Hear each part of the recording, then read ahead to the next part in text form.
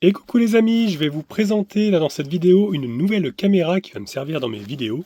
Enfin, je l'espère en tout cas parce que j'avais déjà reçu une 360, vous savez, Insta, qui faisait donc des modèles comme ceci où ça filme avec une perche invisible. Et maintenant, il y a cette nouvelle marque, enfin cette marque que j'avais testée en caméra classique, mais là qui ont créé maintenant la 360, Akaso 360 du coup le nom. Voilà. Et cette caméra va permettre de filmer avec une perche donc, qui se voit pas, comme l'Insta 360, ce que j'avais. Alors, le seul reproche que j'avais pour l'Insta, c'est que l'application est très compliquée. Et c'est pour ça que je m'en sers pas si souvent que ça. Parce que l'application est vraiment trop lourde. Enfin, les fichiers, c'est vraiment, ça prend trop de temps à faire pour faire un montage avec ça. Donc, bah, on va voir ce que vaut celui-ci, hein, Akaso, si c'est mieux. Au niveau de l'application, je l'espère, comme ça je pourrais faire des belles vidéos. Avec la caméra d'ailleurs, la marque m'a envoyé aussi un support trépied, qui a l'air plutôt pratique, hein. J'ai regardé un petit peu sur leur site. Ça c'est un support pour accrocher sur le vélo, voilà, ou même enfin, sur une moto, hein, peu importe. Et puis avec quelques petits embouts ici en plus. Donc je vais déjà ouvrir la caméra. Donc on retrouve deux petites boîtes à l'intérieur et au fond on a la perche qui permet donc de ne pas voir. En fait, ça fait comme des plans un peu drone, vous savez. Vous voyez la longueur, un vrai sabre laser. Donc ça permet voilà, de faire comme des plans drone. En fait, on voit au-dessus, faire au-dessus, enfin sur les côtés. Ça, je trouve ça super bien. C'est exactement la même, on dirait qu'Insta 360. Donc là, on va retrouver la caméra. C'est ce qui va nous intéresser. Elle est dans une pochette de protection. Ouais. Là, ça ressemble beaucoup. Ça, c'est pratique d'ailleurs parce que ça permet de pareiller les objectifs. Et donc là voici, là voilà, cette caméra. Voilà. Donc il y a les deux objectifs, hein, de chaque côté. Ça ressemble beaucoup, l'écran pareil, tout est pareil, hein. Avec les batteries ici. Voilà, normalement, j'ai pu lire qu'il y avait 3 batteries fournies avec. On va regarder dans l'autre boîte. Donc on a le câble USB-C pour charger. On a la carte SD de 256 Go, hein, quand même. Donc ça c'est quand même... on va pouvoir faire beaucoup d'images, hein. Il a autant de mémoire que mon téléphone actuel avec lequel je filme. Donc ici on va retrouver le chargeur, ouais, ça ressemble vraiment. Et donc les 3 batteries, c'est bien ça, il y en a 3. Là du microfibre pour nettoyer, voilà, les objectifs. Et puis la petite notice où ça nous montre comment uniquement insérer la batterie, comment charger, comment peut-être mettre la carte SD aussi. Mais si on veut vraiment le manuel, il faut le télécharger en fait. Donc sans plus attendre, bah, je vais déjà mettre à charger 2 batteries. Je pense qu'elles sont peut-être un petit peu chargées pour pouvoir tester déjà l'appareil. Vous voyez, c'est tout comme ça, c'est tout petit. Et la boîte, ça s'ouvre comme ceci. Hop là. Et on vient les insérer dedans. C'est pas mal parce que du coup on ferme la boîte. Ouais, ça a changé un petit peu par rapport à Insta. C'est pas tout à fait pareil. Voilà. Au moins même si ça tombe, quoi, ça risque pas de se débrancher parce qu'elle est protégée. La troisième, je vais la mettre directement dans la caméra. Vous voyez, on ouvre tout simplement. Tac. On vient insérer. Et la carte SD vient se mettre juste en dessous, en fait, à côté de la batterie.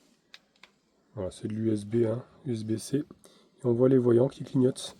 Bon, c'est vert, donc je pense qu'elle doit être quand même un petit peu chargée. Je pense que ça doit s'arrêter de clignoter quand c'est complètement plein. Mais bon, je sais pas, on verra. Allez, je vais mettre la carte SD. Voilà. Donc on la met dans ce sens-là. Et on appuie. Oups, j'ai appuyé. Voilà. Ça soit bien enfoncé. Et on referme. Comme ça, c'est étanche parce qu'elle peut résister à la pluie, cette caméra. Bon, elle ne peut pas aller sous l'eau, mais si elle est mouillée, s'il pleut, pas de souci, elle est étanche par rapport à ça. Voilà. Donc c'est intéressant quand même de pouvoir faire des plans sans se dire mince, il pleut. Je vais retirer les protections, ce qu'il y en a sur les objectifs et puis sur l'écran aussi tactile. Il y a une petite protection là. Hop, on enlève tout ça. J'installe la perche. Voilà. Donc ça, c'est une perche, hein, qui se tient à la main, mais il y a quand même un pas de vis en dessous, donc on peut mettre un trépied. Le trépied d'ailleurs, je ne sais pas si on va pouvoir visser en plus la perche. Je vais regarder. On a un système, est-ce que c'est peut-être pas le même système? Ah oui, d'accord, c'est quelque chose comme ça. Ah, vous voyez, et ça s'ouvre. Ah, c'est pas mal ça. Ah, ça fait vraiment un pied, quoi. On peut poser ensuite, voilà, l'appareil. Et je crois que ça s'agrandit. Ah ouais, et ça s'agrandit aussi. Donc, ah ouais, ça c'est pas mal. Pour pouvoir le poser et se filmer soi-même, quoi. Faire, voilà, faire du... Comment on appelle ça, je sais plus. C'est marqué sur la boîte. Du selfie, voilà. Du selfie. Ah, merci sur les petits embouts qu'ils m'ont fournis. Vous voyez, il y a donc ça avec une patte vis. De l'autre côté, on va pouvoir mettre ici. Voilà, simplement. C'est un système un peu comme les GoPro. Donc on va pouvoir ajouter, en plus du trépied, de la hauteur du trépied, la barre invisible. Donc ça va faire une sacrée hauteur, je pense, là. Ouais, on peut le faire. Excellent. Donc là, ouais, ça va faire une sacrée hauteur. Bon, j'essaye à l'intérieur parce qu'il y a du vent aujourd'hui. J'ai peur que la caméra tombe. Parce que bon, ça va faire de la hauteur, là. Regardez déjà le trépied. Il est déplié, mais pas la grande barre. C'est celle qui sert à filmer, qui est invisible. Donc je vais la déplier. Regardez, voilà qui est fait. Elle est aussi grande que moi. Un petit peu en dessous de moi, je dirais qu'il y a 1m75 à peu près, parce que je fais 1m80. Donc voilà, là on va pouvoir filmer vraiment, bah, on peut se filmer soi-même, quoi, à hauteur. Par contre, je vois que c'est pas hyper stable. Vous voyez, ça peut quand même basculer. Je crois pas que ça soit trop fait pour faire ça. En tout cas, voilà, on peut le faire, mais dans un environnement où c'est calme, quoi, où il n'y a pas de vent, dans un appartement ou dans un camping-car, par exemple. Mais ouais, faut pas le faire en extérieur, ça, parce qu'elle va tomber, je pense, avec un coup de vent. Donc je vais allumer cette caméra. Normalement, il faut rester appuyé quelques instants. Voilà, ça s'allume vert. On voit la marque qui s'affiche. Et il nous demande la langue, donc français. Hop, OK. Et voilà, ça fonctionne tout de suite. Donc là, on est en mode... Ah, j'ai peut-être mis à l'envers la carte SD. C'est marqué erreur. Bon, allez, je vais la rééteindre. Bah, c'est bizarre. Après vérification, pourtant, elle est bien mise à l'endroit. Est-ce qu'il y a un mode menu pour... du coup... Il faut que je regarde ça. Donc, vous voyez, si je vais à gauche, elle me dit que le format n'est pas bon. Il faut la formater. Donc, on va faire ça. On va aller dans les réglages. Donc, l'écran est tactile. Hein. Je crois que c'est sur le... non, il faut aller sur le haut. Tac, voilà. Et donc on a réglage ici. Et donc on va trouver sûrement... Voilà, formater. Voulez-vous formater? Voilà, je formate. C'est bon. Est-ce que ça a pris en charge? Ah, voilà, ça fonctionne. Donc il faut formater la carte SD, ne pas oublier, sinon la carte ça fonctionne pas. Donc après il y a l'air d'avoir pas mal d'options dans cette caméra. Donc là, ok, fichier, d'accord. On peut consulter ce qu'on a filmé. C'est autonome, hein, du coup. Il y a le volume. On peut mettre peut-être plus fort. C'est peut-être ça pour le micro, je pense. Je vais mettre à fond. La lumière. Ah, ou c'est peut-être pour écouter les vidéos plutôt, ouais. Ouais, ça doit être pour ça. Le micro, je pense pas qu'on puisse régler. Voilà. On testera d'ailleurs voir si le son est bon. Ça, je ne sais pas ce que c'est. Verrouillage de l'écran, ok. Donc on a un verrouillage aussi. Voilà, après il y a les réglages, donc il y a plusieurs formats.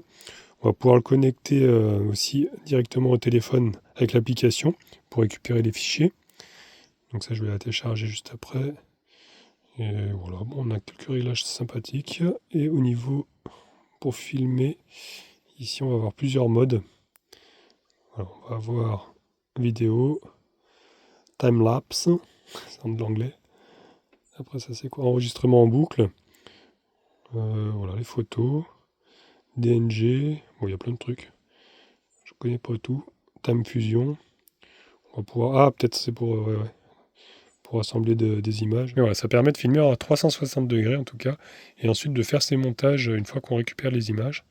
Donc je vais filmer un peu là pour voir ce que ça donne. Là ici il y a un mode aussi pour changer la caméra, donc là elle filme en 360, mais on peut aussi utiliser que la première caméra, le premier objectif, voilà, qui est devant, qui filme Wilson, et on peut mettre aussi que l'autre, vous voyez, si on veut se filmer en selfie, voilà. Donc là ça me filme moi. Donc sinon on laisse en 360 si on veut faire de l'image 360 et ensuite récupérer les fichiers, puis avec le logiciel on va pouvoir faire du montage. Et ça si on tourne, voilà, on peut tourner aussi directement pour voir, pour se voir, mais là ça va quand même filmer en 360, vous voyez. On peut basculer la caméra, et on est bien en 360. Ici on a la résolution, donc on est en 5,7K, 30 fps, vous voyez, on peut diminuer. On peut passer aussi en 4K 60 fps. Je pense que je vais mettre peut-être en 4K parce que j'ai J'ai peur que... Alors, les FPS, c'est bien quand... 60 FPS, je crois que c'est bien quand on filme rapidement, il me semble. Je dis pas de bêtises, vous me direz. J'ai peur qu'en 5K, ça risque d'être gros en fichier. Donc je vais laisser en 4K 30 FPS. C'est comme ça que je filme en fait avec mes vidéos. Donc la qualité est quand même assez bonne. Ouais, je pense que... Non, c'est plus pour faire des ralentis, le 60 FPS, il me semble. Moi, je fais pas de ralenti dans mes vidéos, donc j'en ai pas besoin. Ouais, on va mettre en 4K, je pense que ça suffit, sinon les fichiers vont être trop gros. Voilà, mais on peut quand même filmer en 5K, c'est pas mal. Allez, on va lancer la vidéo, je sais pas où d'ailleurs, sûrement là. Hop, est-ce que ça fait... Ah non, ça c'est pour passer en mode photo. Donc on est en 18 MP, et on peut baisser aussi. Ouais, on peut mettre en... Ah non, on peut augmenter, 72, d'accord. Ouais, 72 mégapixels, c'est pas mal. Bon après, ça c'est... je sais pas si je vais faire vraiment des photos avec, mais c'était surtout pour filmer. Alors comment on fait pour lancer la vidéo? Je pense qu'on peut peut-être appuyer 2 fois rapide, on va essayer. Non, c'est pas ça. Comment on appuie pour lancer la vidéo là-dedans?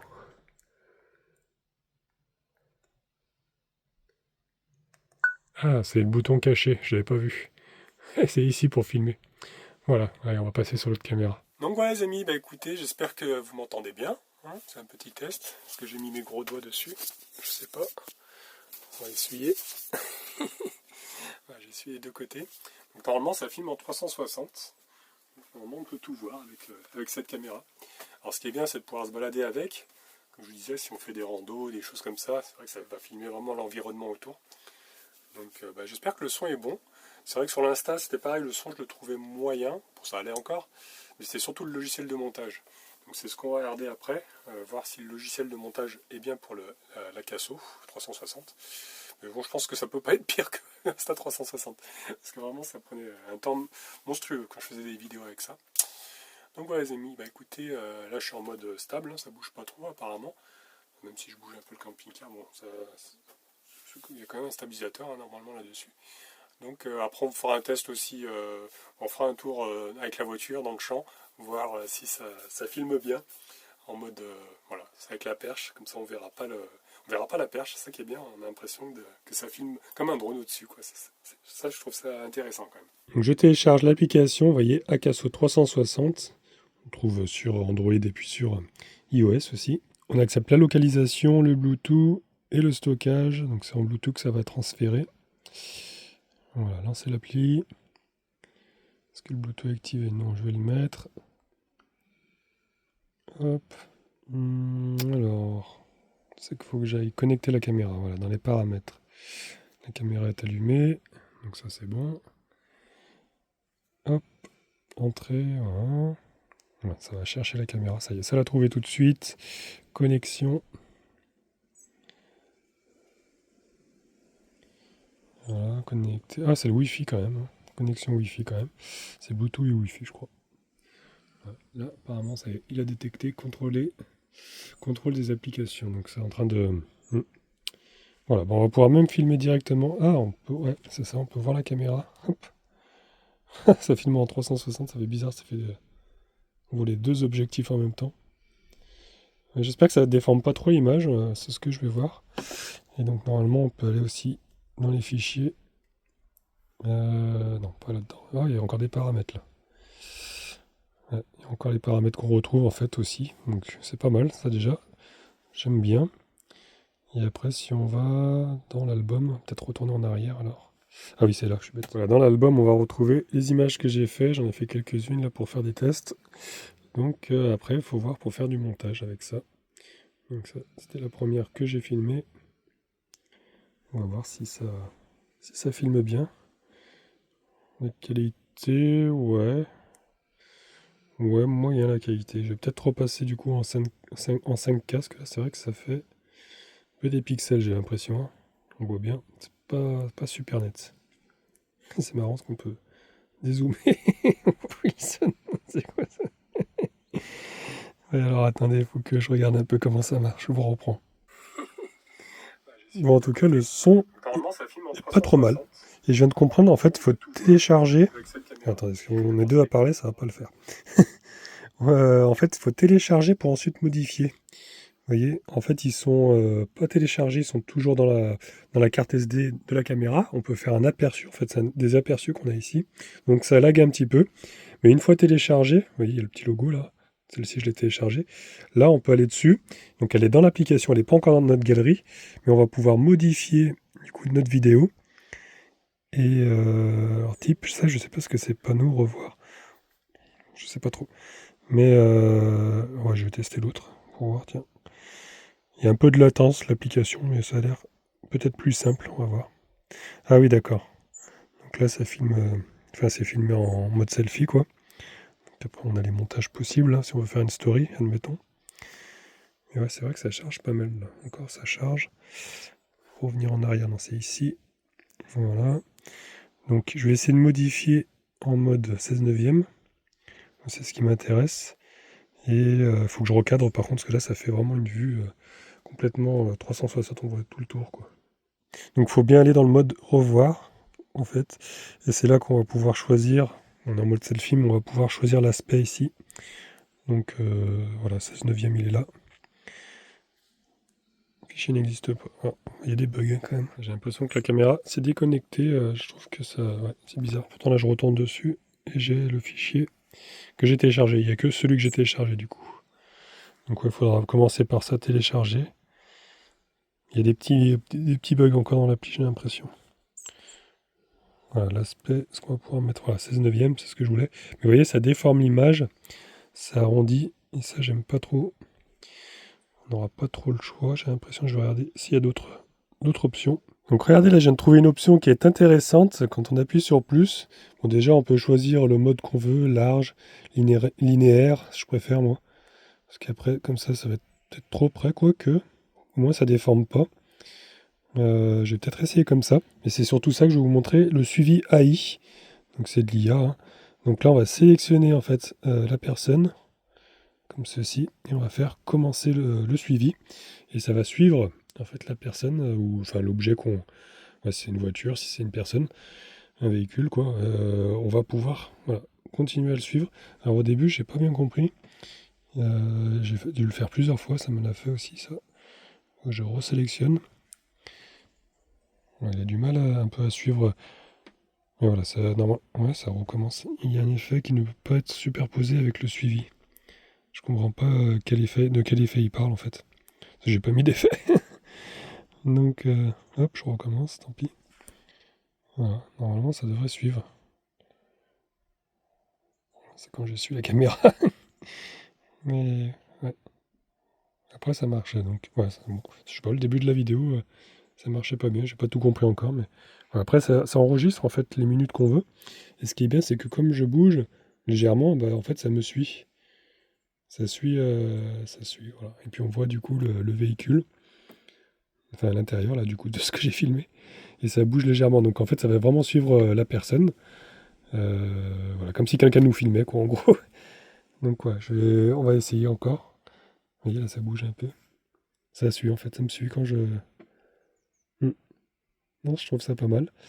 Donc ça m'a l'air plus simplifié l'application. Je vais encore, voilà, encore explorer ça. Donc une fois qu'on a fait tous les réglages qu'on voulait, on peut même mettre de la musique ici, ajouter de la musique. Voilà, on peut s'en servir comme logiciel de montage directement. Bon, moi je préfère passer par mon logiciel à moi parce que j'ai plus l'habitude pour le texte, tout ça. Il y a quand même des filtres, hein, on peut rajouter des filtres aussi. Et hop, ça change. Mais non, je préfère mon logiciel, je suis trop habitué. Donc je vais juste moi me servir de ça pour avoir les images bien cadrées. En plus c'est bien avec le suivi du coup. Et après on fait exporter. Alors exporter, on va pouvoir voir voilà, la taille du fichier, là, 163 MO, mais donc je suis en meilleure qualité, 2,5K. Après, je pense que je vais augmenter au final, je vais peut-être mettre en 5K, il faut que je vois par rapport à la taille. Mais là, je vais mettre en qualité haute, vous voyez, on peut agrandir, hop, si mon doigt veut bien. Voilà. Et là, on va pouvoir exporter, donc ça va faire quand même 245 MO déjà, pour un fichier d'une minute à peu près. Donc c'est assez lourd quand même. Et il faut l'exporter, donc ça prend un peu de temps aussi. Voilà. Donc c'est sûr que c'est un peu plus long que le faire avec filmer directement avec son téléphone. C'est pour ça que ça demande plus de montage, mais bon, après, faut voir. Ça peut être intéressant pour certains plans.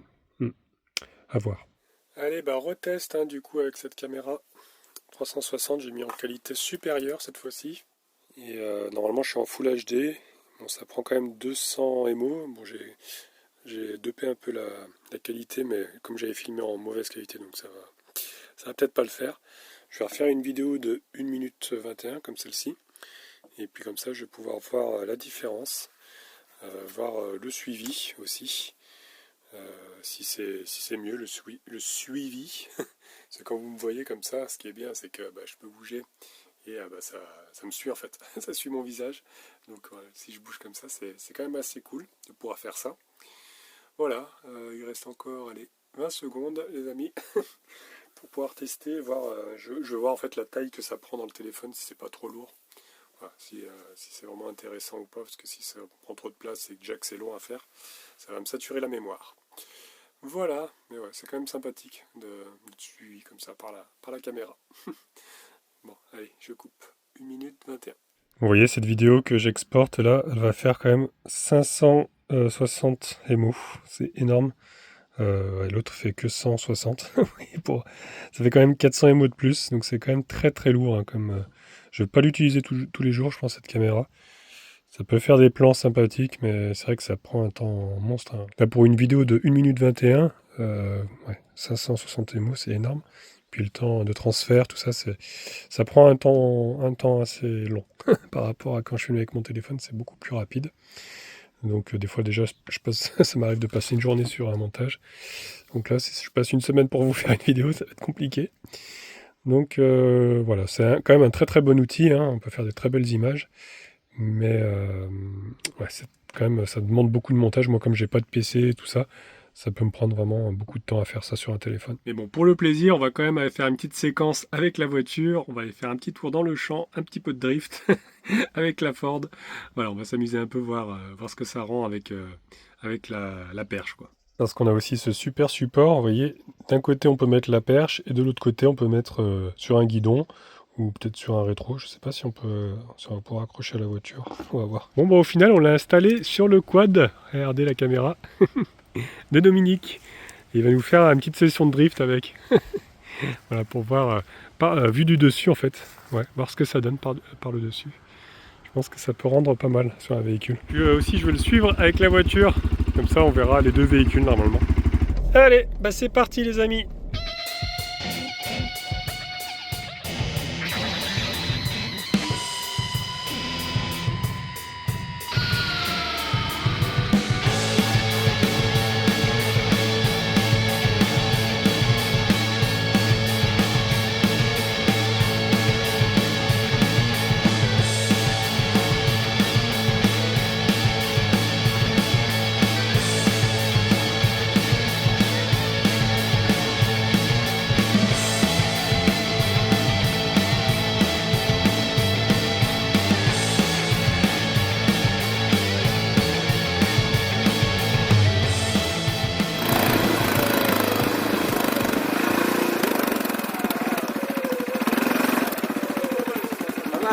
J'essaie de me mettre un petit peu à côté de toi, tu sais. Mais j'anticipe au cas où il y a un problème. Et j'étais un peu légèrement comme ça, tu vois. Légèrement comme ça je te voyais virer.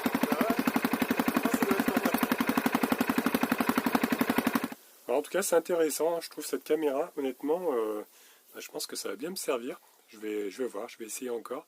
On a vraiment l'impression que je suis filmé par une autre personne, en fait, la troisième personne. Donc ça, c'est quand même assez cool. Voilà, je vais voir un petit peu encore les réglages, tout ça, pour peaufiner ma façon de filmer avec cette caméra, mais je trouve ça intéressant. Donc si vous êtes intéressé par ce produit, je vous mettrai le lien dans la description, les amis, avec un code promo. Et puis moi, il ne me reste plus qu'à vous souhaiter une bonne soirée et une excellente nuit.